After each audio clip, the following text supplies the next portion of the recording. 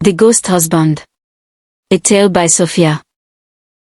In the bustling city of Onitsha, a young man named Chukwudi lived a quiet but fulfilling life, or so it seemed. Unknown to those around him, Chukwudi was no ordinary man. Many years ago, in the village of Umuahia, he had been a vibrant soul, full of dreams, until a tragic accident claimed his life at the age of 25. A speeding truck had veered off the road during a rainstorm, crushing him as he walked home from the market. His family mourned, his mother Ngozi wailing for days, and his father Izugo burying his only son with a heavy heart. But Chukwudi's spirit did not rest. Instead, it wandered, restless and yearning, until it found itself in Onitsha, a city far from his ancestral home.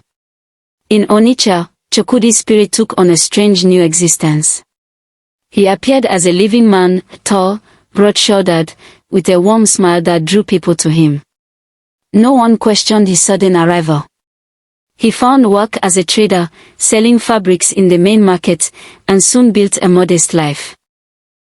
It was there he met Adaeze, a kind-hearted woman with eyes like polished ebony. She was drawn to his gentle nature and mysterious air. They courted under the mango trees by the river, and within a year, they were married in a small ceremony. Adaeze bore him 3 children, 2 boys, Kenechukwu and Obina, and a girl, Kayamika.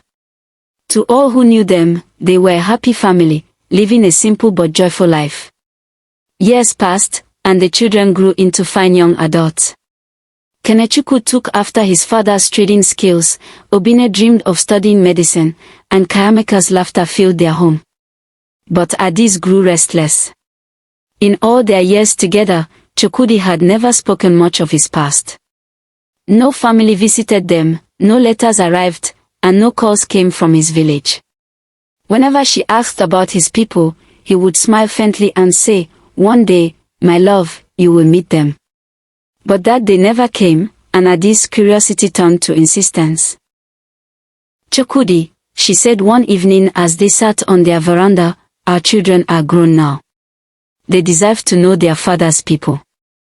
I deserve to know them. This Christmas, let us go to your village. Let us see your home." Chukwudi's face tightened, but he nodded. "You're right, Adaeze. It's time." And so, as December approached, the family prepared for the journey. They packed clothes, gifts of yams and kola nuts, and set off from Onitsha in a rickety bus, the children buzzing with excitement. After hours of travel, they arrived in Umuahia, Chukwudi's hometown. The village was alive with the spirit of Christmas, children chasing each other, women cooking jollof rice, and men sharing palm wine under the shade of iroko trees. As they stepped off the bus, Chukwudi turned to Adaeze. "Take the children to my family compound," he said, handing her a small, hand-drawn map. "It's not far, just past the church and the big palm tree. Tell them Chukwudi, son of Izugo, has sent you. I need to fetch some gifts to present to the elders. I'll join you soon." Adaeze smiled, trusting her husband as always. "Hurry back," she said, gathering the children and setting off down the dusty path. Chukwudi watched them go, his eyes heavy with an emotion Adaeze couldn't name. Then he turned and walked into the bush, vanishing like mist in the morning sun. When Adaeze and the children reached the compound, they were greeted by an elderly woman with a stooped back and a face lined with years of toil. It was Ngozi, Chukwudi's mother. Adaeze approached her respectfully, kneeling as custom demanded. "Good afternoon, Mama. I am Adaeze, wife of Chukwudi, your son.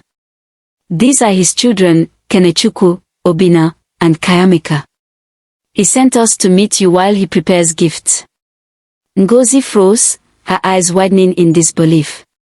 She dropped the broom in her hand and clutched her chest. "Chukwudi," she whispered. "Did you say Chukwudi, son of Izugo?" "Yes, Mama," Adaeze replied, confused by the old woman's reaction. "He'll be here soon." Ngozi let out a cry that brought others running, Izugo, now frail with age, and neighbors who had known the family for decades. "It cannot be," Ngozi wailed. Chukwudi is dead. He died 30 years ago in an accident. We buried him with our own hands. Adaeze laughed nervously, thinking it a mistake. No, Mama, there must be some confusion. My husband is alive. We've been married for 25 years. These are his children. But Ezugo stepped forward, his voice trembling. Chukwudi was our only son. He died before he could marry or have children. His grave is behind this compound. If you don't believe us, come see. The family led Adaeze and the children to a small, weathered tombstone overgrown with weeds. Carved into the stone were the words, Chukwudi Ezugo, 1965 to 1990. Adaeze's legs gave way, and she collapsed to the ground, her mind spinning. The children stared in shock, unable to comprehend. How can this be? Adaeze sobbed. I lived with him. I bore his children. He was real. An elder from the village, Motsi Okeke, spoke gravely. The spirits of the dead sometimes linger, seeking the life they lost. It seems Chukwudi's spirit refused to rest. He went to Onitsha, took on a form, and lived among you. But he could not return here, to the place of his death, without fading back to the spirit world. Adaeze looked at her children, their features so like their father's, and wept. Were they real? Were they born of a ghost? The villagers took pity on her, offering her a place to stay, but the mystery haunted them all. Chukwudi never returned, and no trace of him was found in the bush where he had disappeared.